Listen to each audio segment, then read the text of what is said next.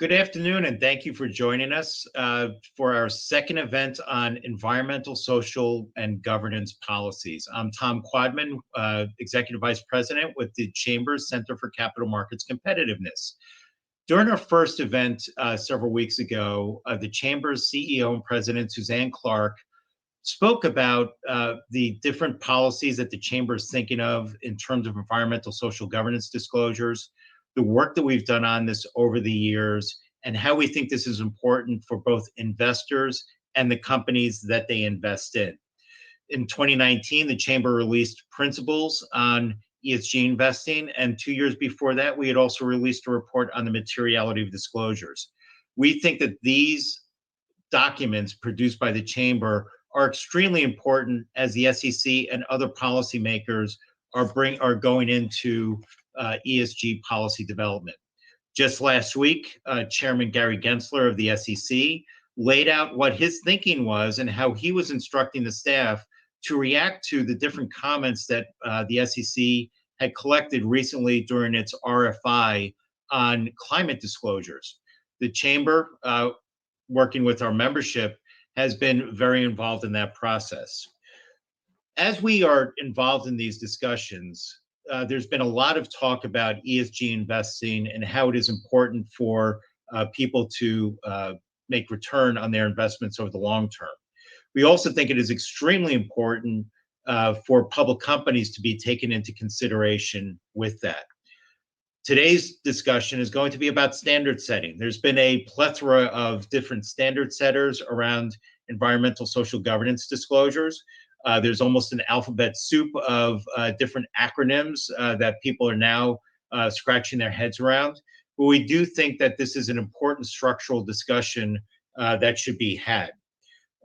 We think it is very important for policymakers to be informed not only about standard setting, but about ESG in general. Later in the event, Evan Williams from the CCMC staff will discuss a survey that we are releasing today where we polled 450 companies, their CEOs and general counsels, about ESG issues, disclosures, what their thinking is, and how they think it should evolve. So with that, I would like to bring onto our virtual stage Dr. Jean Rogers, one of the founders of the Standard Setters, SASB. So Dr. Rogers, along with Bob Eccles, started SASB from scratch 7 or 8 years ago. Very quickly, Dr. Rogers not only got the board up and running, but they also were able to put together various different disclosures for many different industry segments. So we thought it was very important today to have Dr. Rogers join us for a discussion about standard setting.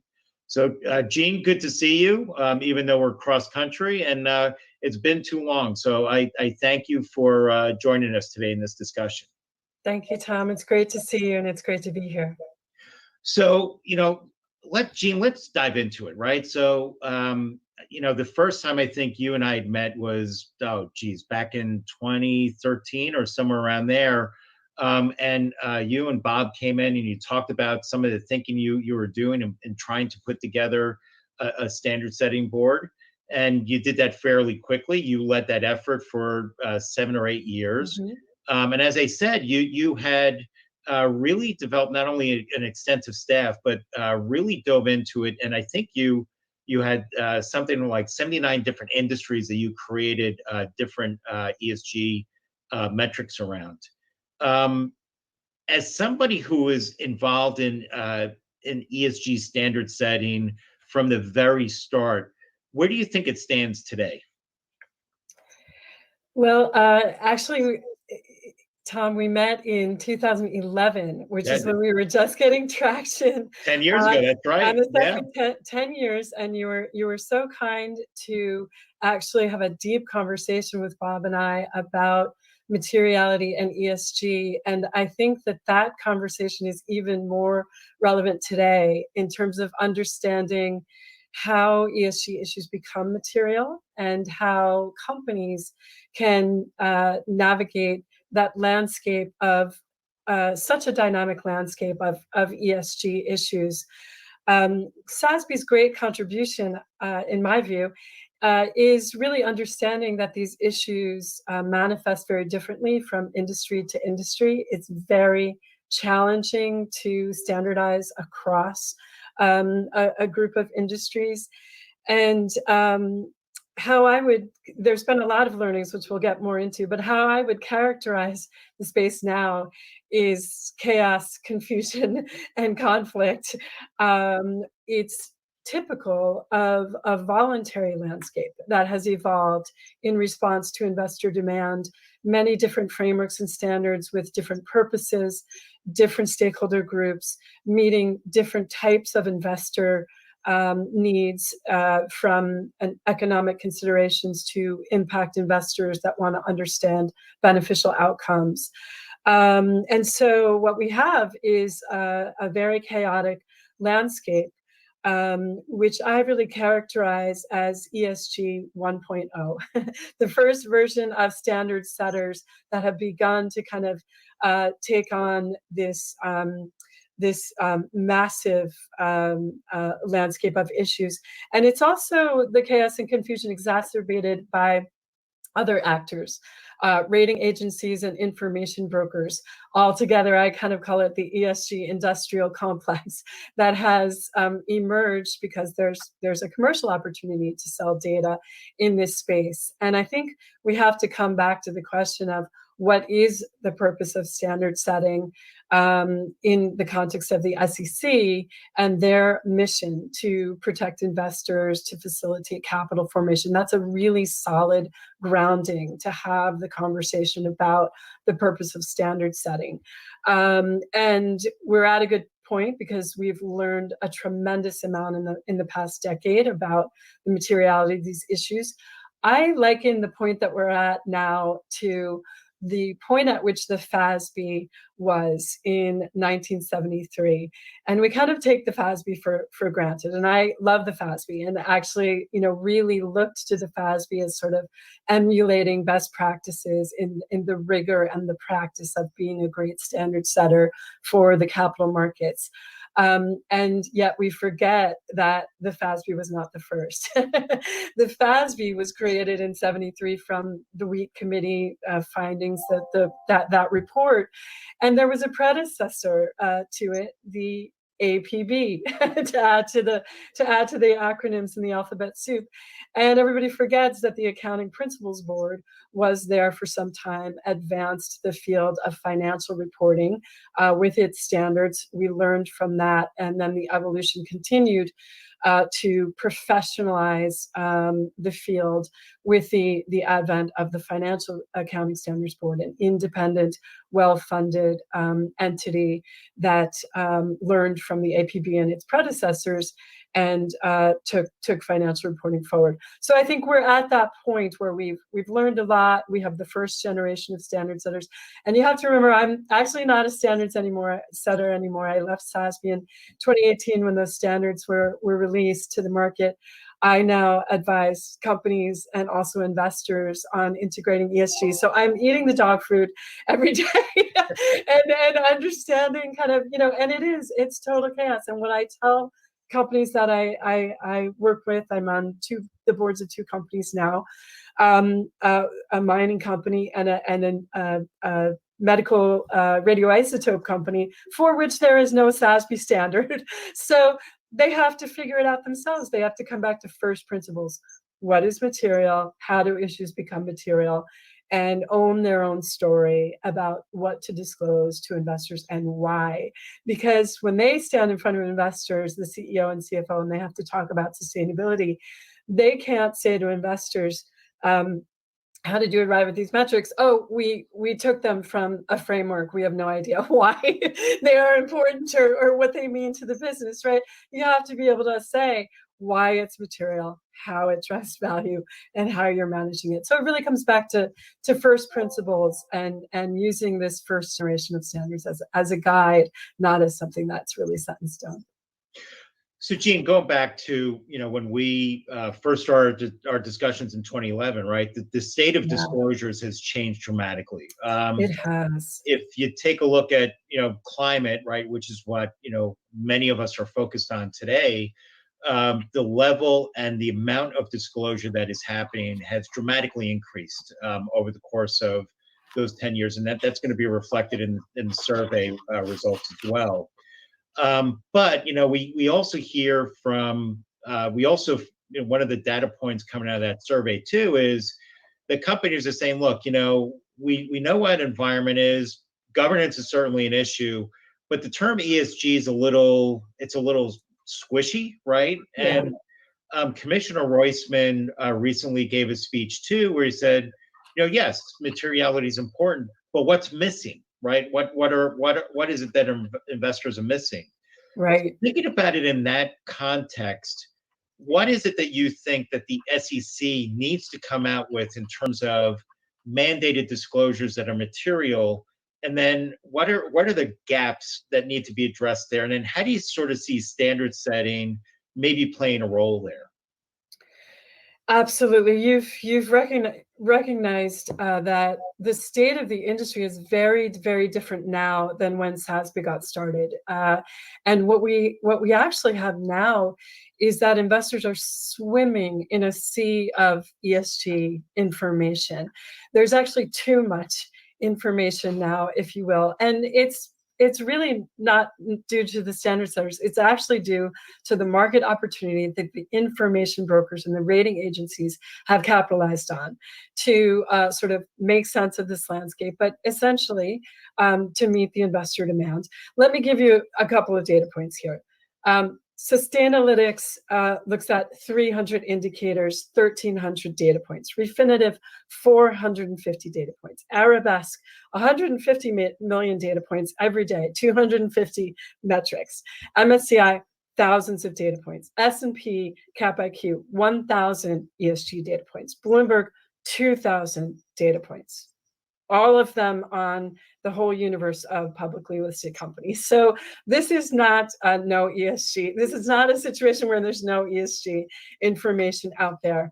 Now, what I can tell you is because we have that sea of information, what we have effectively done is disconnected what gets measured from what gets managed. Now we have what gets measured gets disclosed. It gets reported. And it's not getting managed. Nobody is managing 1,000 ESG data points or issues. And that right there is the problem. Investors don't have clarity. They have a sea of data. They don't have clarity on what is material and what companies are actually managing versus what they are disclosing and reporting out in all of these various different channels. And so that is very confusing for investors, and it's problematic because you are not able to understand what is decision useful, how to make those investment decisions. So to the extent that the SEC can help investors to distinguish through disclosure, or through guidance, or through standard setting, help distinguish and come back to those first principles about what is actually material. That is consistent with the SEC's mission of protecting investors, facilitating capital formation, and that helps to get us to clarity. And so, there is a lot going on now in this space. Those ratings agencies and information brokers are not doing this by hand. AI has had a tremendous impact on the ESG space, artificial intelligence, to be able to go out and scrape all this information and serve it up as a structured data set across thousands of data points and thousands of companies. That is done with the help of AI. I think AI can help to actually bring clarity to this space. I actually work with a little company now that is in the AI space, Amenity Analytics. They are developing algorithms to look at the difference between what is said in an SEC filing or an earnings call to investors versus what is said everywhere else out in third parties, media, sustainability reports, on the theory that the truth really is in the disclosures to investors and what companies are saying there. And so if we come back to that, it's a regulated environment. It matters what you say. There are implications, and there's a presumption of materiality when you're making those investor communications. That's where you should be able to find some semblance of, the truth of investable information. So I think we have to, I am a huge advocate of ESG. I've dedicated my career to sustainability and advancing this field. But I think that the speech that Commissioner Heron-Lee gave, where she essentially said, it doesn't matter if it's material, the SEC can promulgate do rulemaking and promulgate regulations. I think that set the profession back 2 decades because we have spent 20 years trying to understand how these issues are material and how to talk about them to investors. And to say it doesn't matter if they are material, I think is problematic, because then you're now saying, there's no distinction between the noise and the immaterial information that's out there and what is material to investor. And I think that's the most valuable and wonderful thing about the U.S. capital markets, is that it is based on that principle. And it's a really slippery slope to say that it doesn't matter. We've learned a lot, and it does matter. Well, Jean, let me drill down into that a little bit, because I think any conversation you and I have had over the last 10 years, materiality is always a part of that discussion. My favorite subject. But, with that, you used, to some degree, as you said, right, you used FASB as a model, right, for SASB. Yep. If I'm also hearing you correctly, you're saying, hey, there's a lot of noise out there. So let's sort of, the SEC should play its traditional role in terms of blocking out the noise. Let's take the information that's material, right, for an investor to understand what they should be investing in, not investing in, maybe what they should be, deciding how to vote in shareholder proposals and all that. So that model should be used, even though what is material may change. So was that an underpinning for how you thought that SASB should be looking at this? And is that how you think this should evolve moving forward? So, and this is where it gets really complicated, Tom. And this is the important learning of the past decade, of my own learning of being really deeply immersed in these issues and thinking that the FASB, was really onto something in terms of rigorous, expert-led financial reporting, standard setting for the capital markets. The FASB model is fantastic when it comes to information that does not change quickly, information that's enduring, that investors need over the long term, and that you can, get trend lines on and really benchmark on. What we learned at SASB is, yes, some issues endure, but it's a very, very dynamic space, and it is virtually impossible to keep up with the emerging general ESG issues that come to the fore every time, often because of stakeholder priorities, sometimes because of changing regulation, because of innovation, because of new science, technology. There are many reasons that ESG issues become material, but what we have learned, it's a very dynamic landscape. It's not necessarily compatible with the type of standard setting, the way that traditional financial reporting accounting firms, standard setters, set standards, which is based on research, stakeholder engagement, public comment periods, robust dialogue, exposure drafts, and so forth. And that is actually the model at lightning breakneck speed, but that is the model that SASB also followed, engaging thousands of stakeholders, doing research, putting out drafts for public comment. Those standards are obsolete the minute they leave the shelf, right? 2018, 80 industries out into the market. Many, many issues have emerged since 2018. We have to look no further than COVID to see which is the most material issue, last year and this year on the social front. in terms of, if you want to call it ESG and ESG issue, it's nowhere in any of the standards or frameworks because they were developed prior to that. That's just a great example of a question that we have to look at, which is, this is a very dynamic space. So I don't think that the traditional model, and we learned this from trying to do it at SASB, the traditional model is necessarily fit for purpose for a very dynamic landscape. It can also have a chilling effect. So I can't tell you how many companies have come to me since the SASB standards were released and said, so it's not in the standards. Does that mean it's not material? Like, no, SASB is not the arbiter of materiality. You know this, securities law. It's a helpful guide. If it's helpful and it helps you understand what could be material and how to disclose it, great. But it's on you, companies, to decide what is material. And so you have to know how to apply the principles of materiality to these issues, to look yourself for what issues are material, what is coming, and make that determination about how to best disclose it. I think the standard setters and the frameworks that are out there are really helpful guidance for do that. But is it a good model? No, not necessarily for the dynamic landscape. Now, I can talk just for 1 minute about climate, because I think there's a different situation with climate, which is one of those enduring long-term, very long-term issues that we're just starting to get a handle on. It's systemic. It affects every sector, yet differently. Every company is exposed, yet is managing it differently. And I think that is an issue that the SEC should focus on, again, to support its mission of protecting investors.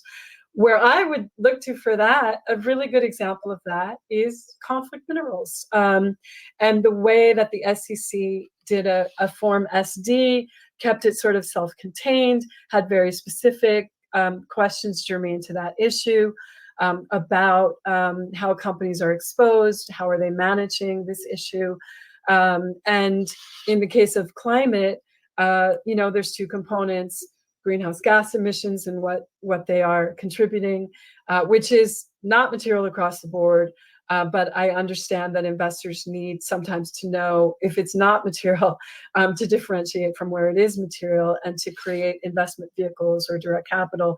So that's an interesting issue there. But every company is affected. And understanding, how they're transitioning, how they're exposed to weather-related events. We know it's material. There were 22 climate-related events last year with, over $1 billion in capital destruction. So that's important to understand across the board. And I think it's a really great model, the conflict minerals model, and you can design something that's really fit for purpose. Keep the information relevant for proxy voting out of it. Keep the information, appropriate for disclosures in the filings there. And I'll just give my own little take on this. What's missing? Because back to what's missing in Eli's question. Something that's missing from climate disclosure is really understanding what companies are actually investing and are going to need to invest to manage this risk, their exposure over time. And that's really not addressed well in the current frameworks. And that is something that I think is important. And I think sometimes investors don't, especially the ESG and climate advocates, don't necessarily want you to know what it's going to cost, because it is actually going to be expensive. But when I'm investing, that's what I want to know: which companies are making those investments either to future-proof or to turn carbon from a liability to an asset to get out ahead of a carbon price, or just to future-proof their supply chain or their exposure. It's the investment that really tells me if a company is working on it, not the commitments that they make during Climate Week to being carbon neutral. Jean, I think we only have a couple of seconds left. So if I can just ask you a quick yes/no question. Sure. As the SEC is going to go down this road, do you think that they should test this out in terms of field testing with investors? And if so, do you think that should be done both with institutional investors and retail investors? Yes, absolutely, I do. I think that's just a great approach to ensuring that you're designed for investors, and those investors have very different needs. And I will also caution that very few investors read the 10K. And so what's even more important is actually, especially for retail investors, the truth in labeling is critical, because the real problem for retail investors in understanding ESG is that there's so many funds that are labeled ESG that are not necessarily consistent with investors' intentions. And you have funds out there that are called ESG that are just tracking a benchmark, not very different, charging a very high premium, many basis points over what they should be charging for essentially a passive fund that tracks a benchmark, and calling it ESG. And they can contain things typical with a benchmark that may not be consistent with those retail investors' values or intent. And that is the biggest issue around retail investors and protecting them with where they're placing their trust and their capital. Well, great, Jean. Thank you very much. I really do appreciate it. And something tells me that you and I are going to be talking about materiality more in the future as well. So come on over for Thanksgiving. This is our topic around the dinner table. Thanksgiving in California doesn't sound too bad. Okay. Good. Well, I am now going to turn over our program to Evan Williams, our ESG guru, to talk about the survey that we're releasing today. And then we're going to have a conversation with Bob Posen and Granville Martin to talk about standard setters and what they're doing now. So, Evan, take it away. Thanks, Tom.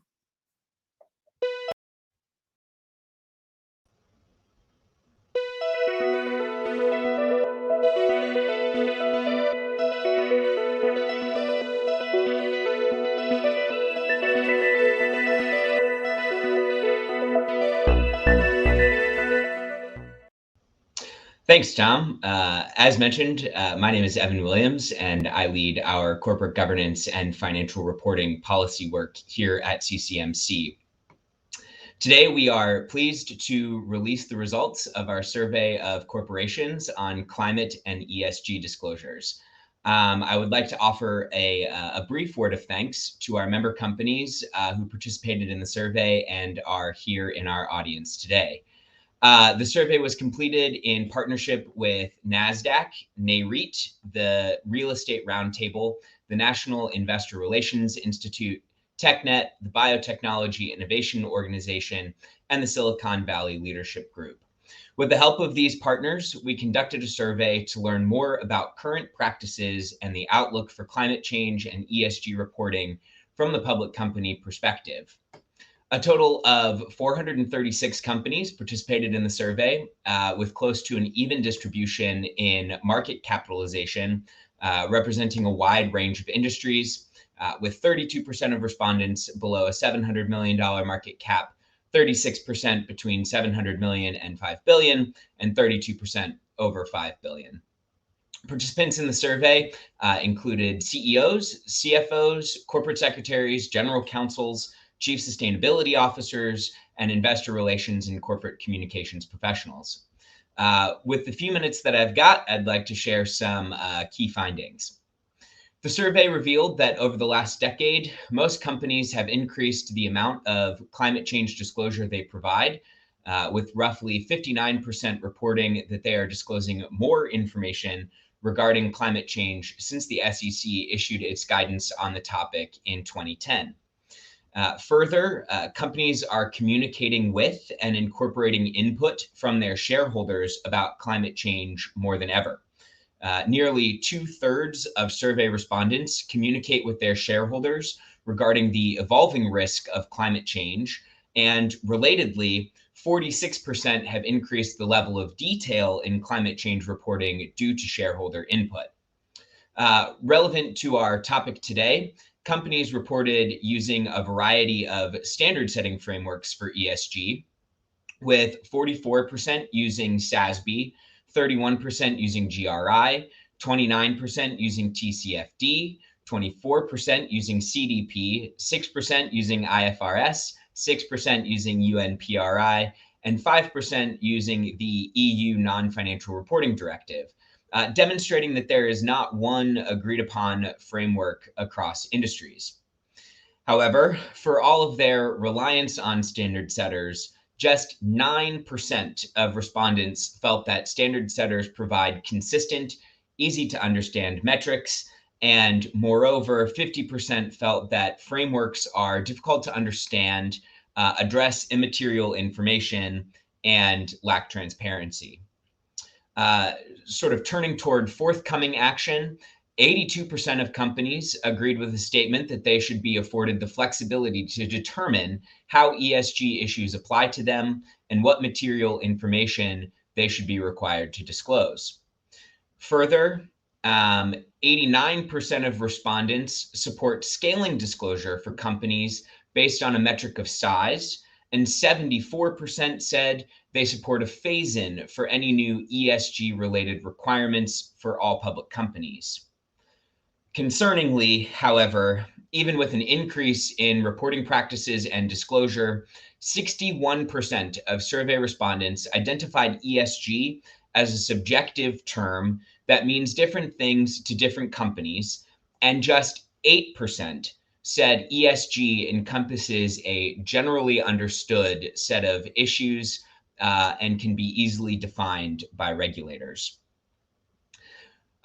Just an overview of those results. For full analysis of the results of our survey, please visit centerforcapitalmarkets.com, where you can find a copy of the survey results paper, or reach out to me directly at ewilliams@uschamber.com. We will share these results of our survey with policymakers, industry experts, and our members to continue to elevate the voice of the issuer community in conversations about ESG disclosures. Specifically, as the SEC is expected to move forward with a new mandatory disclosure regime, as previewed by SEC Chair Gensler's speech last week, we will work to make sure that new requirements are practical and pragmatic for the companies who will have to comply with them. We trust that this survey will prove helpful for the policymaking community. Again, please reach out with any questions regarding the results of the survey, and thanks to our partners for their efforts in helping to facilitate such good corporate insights. And now I'll hand it back over to you, Tom, to address some of these findings and speak with our standard setting experts.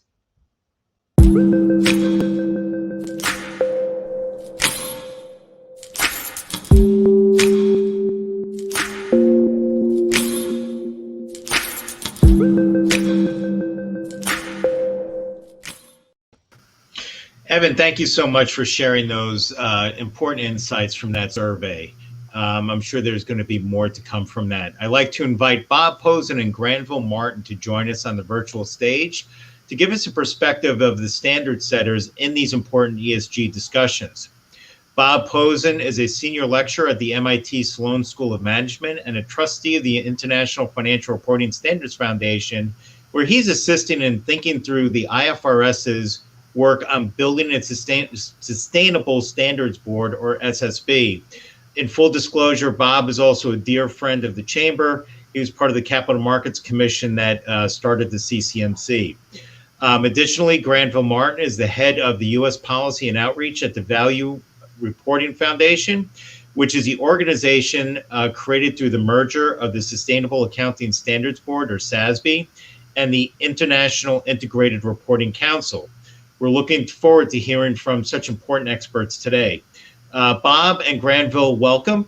We've asked you both to maybe take a few minutes to talk about what each of your groups are thinking. So, Bob, why don't we start with you, and then Granville, we can turn it over to you. Great, Tom. Thank you for having me. And I should mention that also I come from the investment industry, full disclosure. I was president of Fidelity Investments and chairman of MFS Investment Management. So I do have an investor's perspective. As you've heard, there are many companies that are trying to make and are making disclosures about ESG, but as many people have noted, it's a squishy term and people aren't really sure of what its definition is. So in response, the IFRS Foundation is trying to take the lead and establish a new international sustainability board. the IFRS Foundation already is the parent of the IAB, another acronym, the International Accounting Board. So it's well positioned to do this. And it's announced that it's going to start this board by the end of this year, and that the board will issue what I see as uniform core standards for ESG. We will focus on the needs of investors through the concept of enterprise value. So we will be looking at materiality, and that will be our focus. We'll start with climate risk, but then go on to the rest of ESG. We will utilize the existing standards that have been promulgated in climate risk and other areas to the maximum degree feasible. We don't want to recreate the wheel. And we will have an international board composed of representatives from different countries, and there'll be notice and comment and full due process. Some of the questions you might be asking, I'll try to ask and respond. First is, will the new international board focus on investor materiality, or will take the broader view of what sometimes is called double materiality? And the answer is clearly our focus is on investor materiality and not on many of the broad societal issues that we see in Europe and other places. The second question is, if the US participates in this board, will the SEC be automatically bound by the standards that the board issues? The answer is no. The SEC will have to go through its own rulemaking process, and as part of that, it may choose to modify some of the standards that the new board issues, and it will take comment from the public as it goes through its rulemaking process. Third of all, how will the new board relate to what's now called the Value Foundation and its industry standards? Again, we're going to try to adopt and utilize those industry standards that are already there to the extent feasible. A fourth question is, where might these standards, reporting standards, be located in terms of disclosure documents? Personally, I believe that this would be appropriate for the MD&A, and I think so because it's more like forward-looking information.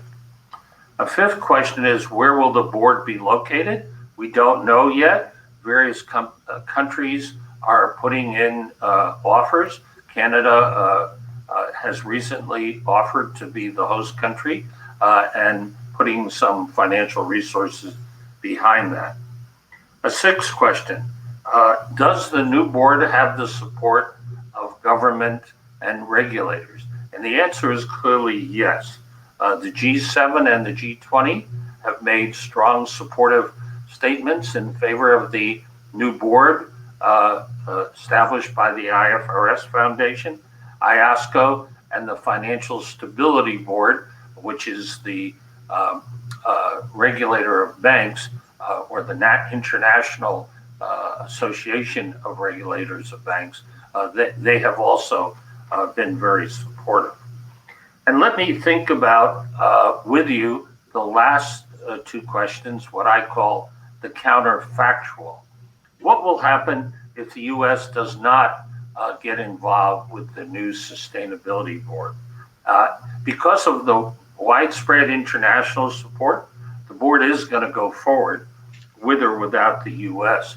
But if the U.S. isn't involved, then the U.S. won't have a big voice in the standards that are set by the new board. And there may be efforts by other countries with viewpoints that aren't really investor-oriented to have a bigger impact on those standards. So it would be like the standards will go forward, but the U.S. wouldn't have that much of a say. And the last point, which goes along with that, is will U.S. companies be bound? Will they run into these standards of the Sustainability Board if the U.S. doesn't participate? And the answer for most companies is yes.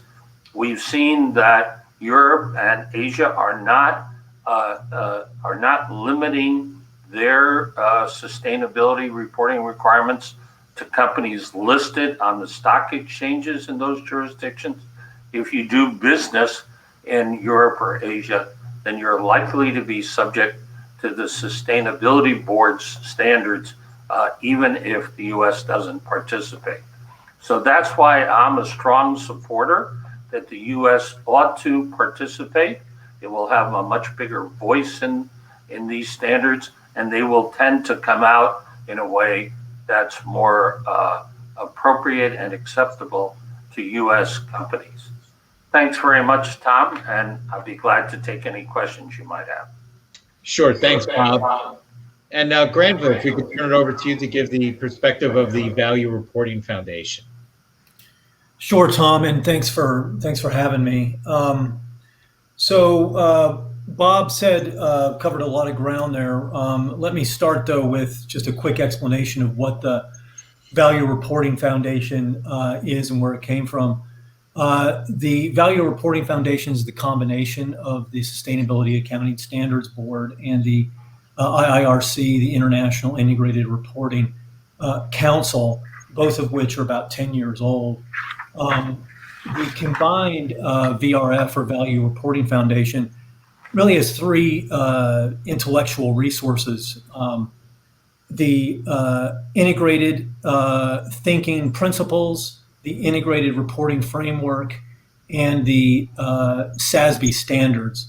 And most of my comments are going to be focused on the SASB standards because the U.S. corporate community is more focused on the SASB standards than the IR principles or the framework. So I'm happy to answer any questions about the IR framework and principles, but I'll be speaking principally about the SASB standards.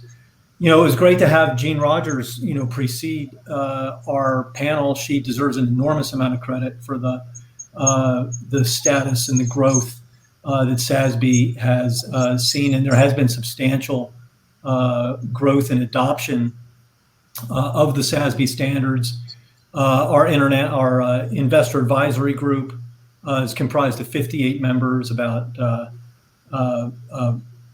$58 trillion in assets under management of investors have signed up in support the SASB standards. That's 16 of the 20 largest asset managers. So investor support for the use of SASB standards by issuers is really pretty strong. On the issuer side, we've seen really strong growth among corporates in the use of the SASB standards. Last year, about 60% of the S&P 500 reported against the SASB standards. Since the release of the standards in 2018, there's been over 1,200 corporates that have reported, unique corporates that have reported against the SASB standards. So again, since 2018, 1,200 companies have used the SASB standards, and I would expect the numbers to be substantially higher in 2021 as well. Bob talked a great deal about the IFRS. Let me just go right to that. SASB is very supportive of the IFRS efforts to establish an international sustainability standards board. We are participating in the Technical Readiness Working Group, which is working to assist the IFRS in establishing a baseline of comparable global sustainability disclosure standards. SASB is open to an institutional relationship of some form with the IFRS, and we really do believe that the IFRS is the right vehicle to establish legitimacy for sustainability disclosure standards around the world, just as the IFRS did with financial reporting standards. And Gene talked in some detail about the development of financial reporting. We really do believe that the IFRS is the right institution to promulgate and bring legitimacy to comparable disclosure standards for sustainability around the world. There's more going on in sustainability standards in the last 8 months than the previous 8 years. There's been mention of what's happening in the European Union. Obviously, the SEC is likely to propose several ESG-related rules later this year. And when you look at the SEC comment file on climate change, you see significant support for climate disclosure among investors and broader ESG disclosure standards among investors. And of the corporates that responded, I believe there are about 35 corporate letters, there was substantial support for climate reporting among the corporates that responded to the solicitation. So we're heartened by that. We believe that there are elements, TCFD style disclosure, and the different scopes of greenhouse gases that would be appropriate for a mandatory disclosure, many of which are captured in the SASB standards, and certainly feel like the discussion and the support for mandatory disclosure around climate and other issues is growing and is needed. So, there are some other elements that Bob raised and that Gene raised that I'd like to respond to, Tom, but I'll stop right there. I know I've been talking for a little while. No problem at all, Granville. We're going to drill down into some of these issues a little bit more. And Granville, I'm going to start the first question with you, but Bob, please do answer this as well, because we've been talking a lot about, materiality, right? That as we have all these policy discussions going on, right? We've got the EU, we've got IOSCO, we've got the FSB, we have the SEC, and the SEC is important, right? Because the US still have the largest public capital markets worldwide, I think at probably about 45% of global capitalization. But when we talk about materiality, it's important, right? It's the language of securities laws, particularly in the United States, of how do you, what is the type of information that investors then can use to make their investment decisions or exercise their governance capabilities and muscles. So can we talk a little bit about how your organizations are looking at materiality, but specifically, how is it that you're building enterprise value into your reporting standards? So Granville, why don't we start with you, and then Bob, if you can also answer. Sure. So the focus on financial materiality or enterprise value, which are interchangeable, is really the anchor of why SASB has gotten traction and support in both the investor and the corporate communities. And how does SASB arrive at those conclusions? Really, there's two elements to determine if a topic or a risk is appropriate for inclusion. And it's is there evidence of investor interest in that issue or risk? And is there evidence of financial impact? And so that's what our research team spends their time examining, and took several years prior to the release of the initial standards in 2018, developing and really identifying the right metrics and standards to include across 77 industry sectors. And there was discussion earlier about ESG being subjective. ESG is subjective, which is why we need standards. Standards reduce the subjectivity and increase the comparability of what information companies are focused on and what investors get. And so the focus on financial materiality is fundamental to what the SASB standards are intended to disclose. And we have a research process, as I said, focused on investor interest and evidence of financial impact with a great deal of due process so that corporates and investors can provide multiple perspectives on whether or not SASB is getting that balance right and that focus right. So we believe very strongly that corporates, the issuers, are the correct party to judge what's material for them, and that they ought to make their own decisions about where the disclosure should occur. And so that's really a foundational element since SASB's founding, that corporates need to decide for themselves what is material within the construct or context of the standards. So I'll let Bob take it from there. Well, I think Granville has covered it pretty well. I just trying to be pinpoint in my mind. There are three aspects. One is impact on future cash flow. Second is what Gene mentioned, the investments required to meet the ESG standards. And third of all, the risk involved, the risk to the company, the risk to its business plan. So I think those are the three elements that we need to cover in these ESG standards. So Bob, if I can give the next question to you, right? So IFRS, right, through its trying to create the SSB, is attempting to create international, an international ESG standard, right? That we've got comparability and comparability of information.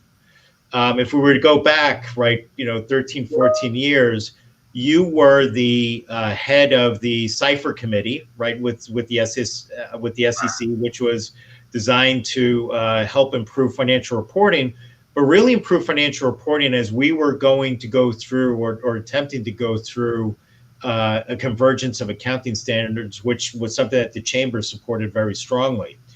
We didn't quite get to the convergence of international accounting standards. So how is it that you think the SSB is going to be successful where we were not able to do so with financial reporting? Well, I think the situation is very different. In traditional accounting, we had a very strong group of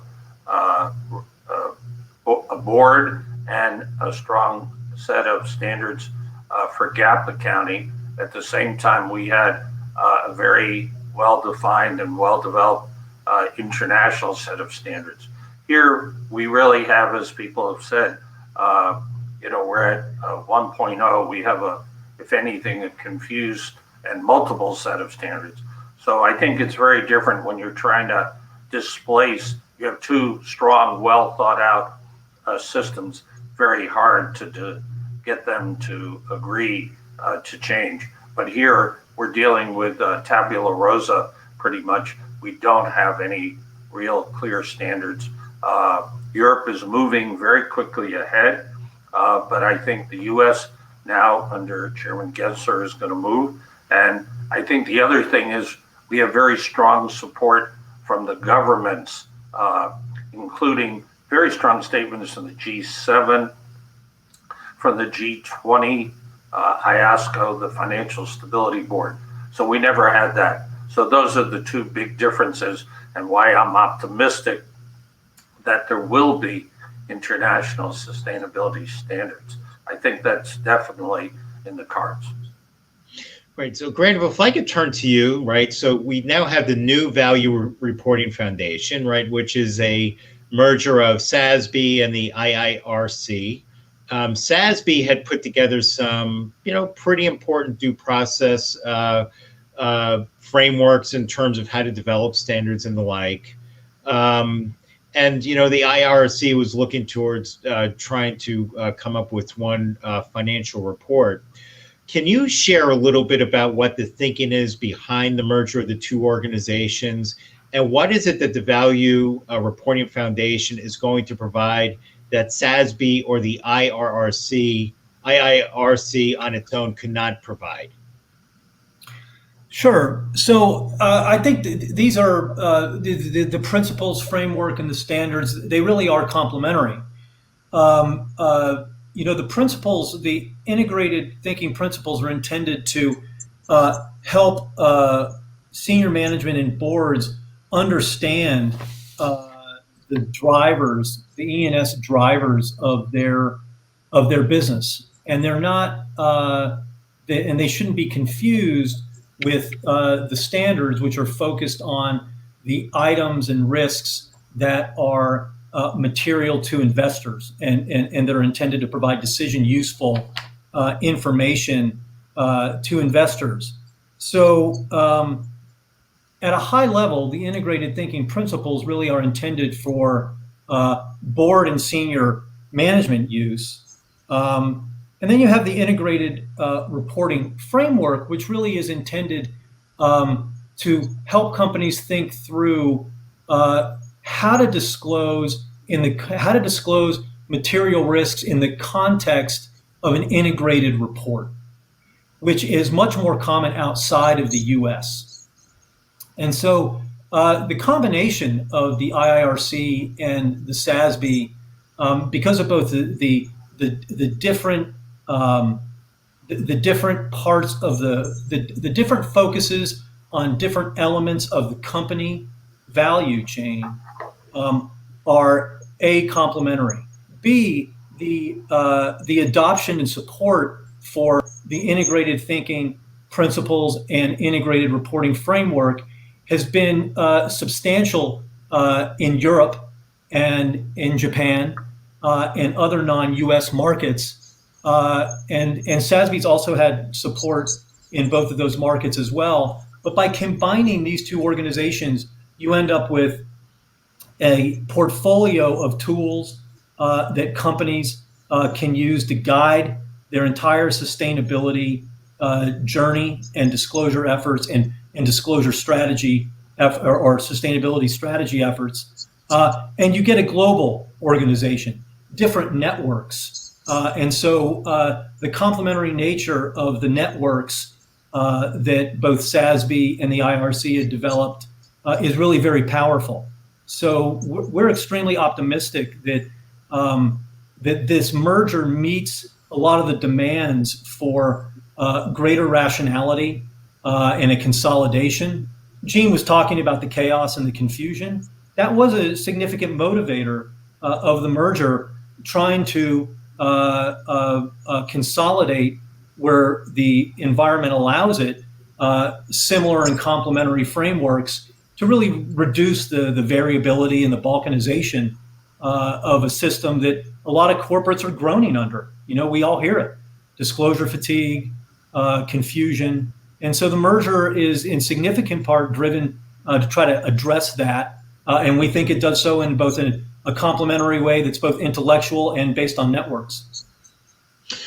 So last week, Chairman Gensler gave a speech. And it was people have been parsing through that speech, but get a better understanding of where the SEC is going on ESG. And then Chairman Gensler tried to lay out a little bit of a roadmap as to what some of the actions are that the SEC may be taking with ESG reporting in the future. And one of the things that the chairman said, I'm going to paraphrase this, is he said, well, the SEC is going to continue to be, the final arbiter as to what standards are going to be for ESG reporting. However, that the SEC would be heavily influenced by, or he would hope that the SEC would be heavily influenced by other standard setters. So, Bob, if we could start with you and then Granville, how is it that you see that, how is it that the SEC is going to be influenced by the work that you were all doing? In December last year, John Coates and I published an article about what should be the key initiatives for the new SEC chair. John's now the general counsel of the SEC. He's a distinguished Harvard law professor. And we urge the SEC to rely to the maximum extent possible on existing standards. So as Granville has said, the Value Foundation has done a great job in first, as SASB, promulgating these industry standards, and now consolidating these two organizations. And so I know Gary, who I taught with at MIT for several years, he's not interested in recreating the wheel. Of course, the SEC will exercise its own diligence and its own responsibilities. But he understands that there are, especially in climate risk, a lot of standards out there, and there are the industry standards of the Value Foundation. And I think to the maximum extent feasible, they will try to incorporate them. I don't think that the SEC is going to say automatically we're going to follow any other standards. But when they write their standards, they're going to be heavily influenced by what's already out there. Granville? I certainly hope that the SEC and the IFRS, for that matter, really rely on a lot of the work that's been done over the last decade, both by the Value Reporting Foundation, SASB, and others, in this space. There has been an enormous amount of due process and consultation that's been done by SASB, with companies and with investors to arrive at consensus positions on what are material risks and issues that ought to be disclosed across sectors.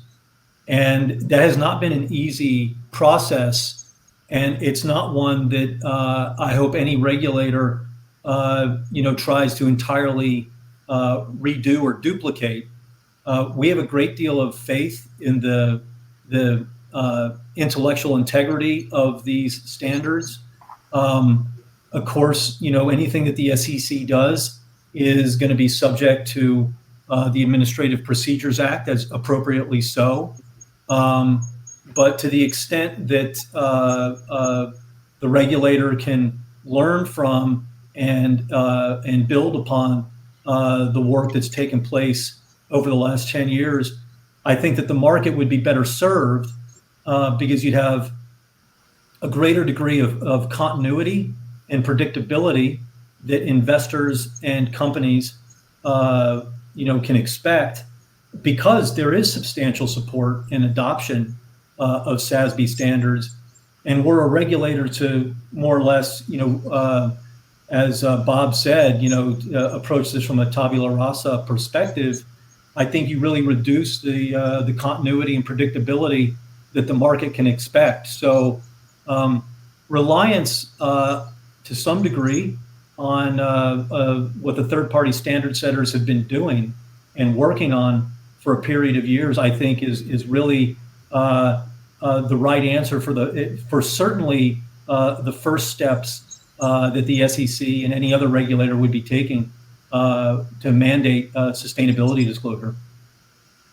So I know we're running a little long, but there's one last question I want to ask both of you, and it's going to be a two-part question because I think this is something that is very important for our audience, and it touches on I think some of the concerns that were also raised in the survey. So traditionally, right, financial reporting, corporate disclosures are backwards looking, right? We're looking at existing data that you can look at, verify, et cetera. But when we start to look at scope 3 emissions data, we're looking into the future. We could be looking far out into the future where there's less reliability, less ability to have certainty around that data. And more importantly, we're also talking about where policies or technologies that are going to impact those emissions aren't even in place yet.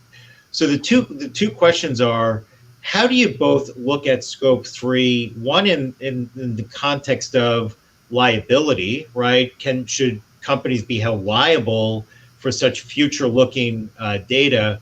And then secondly, do you think that Scope 3 data should also be disclosed by private companies who do not access the public capital market? So, Bob, if I could ask you to answer that. Yeah, well, let me take the second part. Yeah. I think the SEC is very not likely to impose any such requirement on private companies.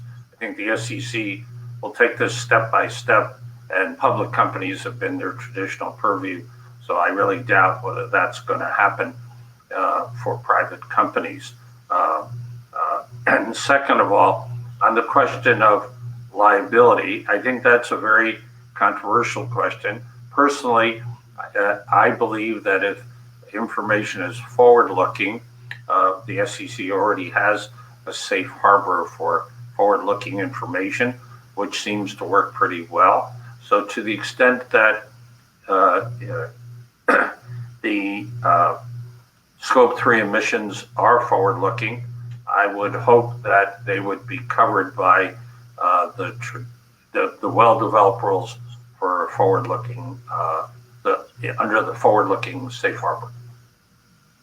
Granville?